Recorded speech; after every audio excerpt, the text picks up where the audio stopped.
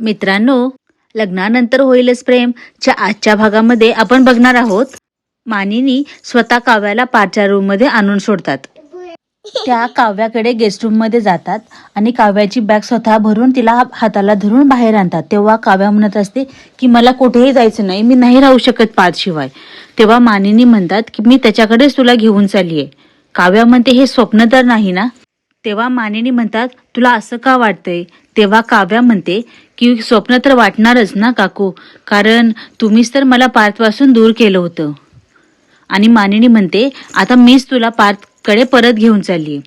तेव्हा काव्या त्यांना प्रश्न करते की का तुम्ही हे करताय, तुमच्या मुलाला बरं वाटावं म्हणून. तेव्हा मानिनीच्या डोळ्यात पाणी येतं. रडत रडत त्या म्हणतात का नाही करणार सांग ना. आपल्या मुलाला बरं वाटावं म्हणून आई काहीही करू शकते. फक्त माझ्या मुलाकडे लक्ष देता देता माझ्या या मुलीला मी कसं दुखावलं हे मलाच कळलं नाही. मानिनी खूप रडत आहेत हे बघून काव्या त्यांना म्हणते की असं स्वतःला त्रास करून घेऊ नका काकू, पण मला पार्थकडे परत घेऊन जाताना पुन्हा एकदा विचार करा. आज तुम्ही मला घेऊन जाल आणि पुन्हा 2 दिवसांनी म्हणाल की पार्थच्या आयुष्यातून निघून जा, स्वतःला सिद्ध कर, पुरावे दे. मला नाही जमणार आहे. पुरावे त्या गोष्टीचे दिले जातात ज्या गोष्टी आपल्या आयुष्यात असतात. ज्या गोष्टी माझ्या आयुष्यात नाहीच आहेत त्याचे पुरावे मी तुम्हाला नाही देऊ शकत. त्या बाबतीत मला माफ करा. तेव्हा मानिनी काव्याला म्हणतात की नाही काव्या, नात्यांना पुराव्याची गरज नसते, विश्वासाची असते. हे मीच म्हणायची आणि मीच विसरले. कदाचित मैत्रिणीचं ऐकून मी हलक्या कानाची झाले. मी तुझ्यावर हात उचलला काव्या, मला खरंच माफ कर. I am sorry Kavya. आणि मी हे माझ्या मुलाच्या बायकोला म्हणत नाहीये, काव्या देशमुखलाच म्हणत आहे.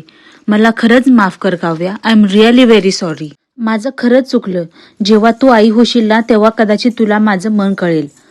आणि तुमच्या खोली बाहेरून कधी गेलं ना तर नेहमी तुमची भांडणच ऐकू येतात, विशेषतः तुझं रागावणं. मग मन असं चुकीचे तुकडे जुळवतं ना ग. तेव्हा काव्या म्हणते पण हे चुकीचे तुकडे जुळवूनच नाती तुटतात ना काकू. त्यावर मानिनी म्हणते हो ना, खरंच माझं चुकलं, मला माफ कर काव्या, मला माफ कर. असं म्हणून त्या हात जोडून काव्यासमोर माफी मागू लागतात. तेव्हा काव्या म्हणते शिक्षा तर तुम्हाला देणारच आहे. उद्या नाश्त्याला माझ्या आवडीचा गोळ घातलेला प्रसादासारखा शिरा करून देणार ना. असं म्हणून त्या दोघी एकमेकींना मिठी मारतात. एकमेकींचे डोळे पुसत त्या दोघीही पार्थच्या रूमकडे जातात. तर इकडे पार्थ त्याने काढलेल्या काव्याच्या स्केच बरोबर बोलत असतो. काव्या, तुम्ही आता माझ्या रूममध्ये नसला तरी या स्केच बरोबर मी तुमच्याशी बोलत राहीन. माझ्या काव्या 2.0. किती सुंदर नाव आहे ना. युनिव्हर्स काहीतरी कर ना यार, आमच्या दोघांना एकत्र आण ना. सांग ना युनिव्हर्स, 11-11च्या ठोक्याला मी तुझ्याकडे हेच तर मागतो ना.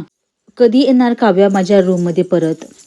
असं पार्थ म्हणत असतानाच काव्या आणि मानिनी त्याच्या रूमच्या दारामध्ये उभा असतात. त्यांना बघून पार्थला खूप आनंद होतो. मानिनी पार्थचा हात काव्याच्या हातामध्ये देते आणि पार्थला म्हणते की पार्थ, काव्या आता इथेच याच रूममध्ये तुझ्यासोबत राहणार आहे.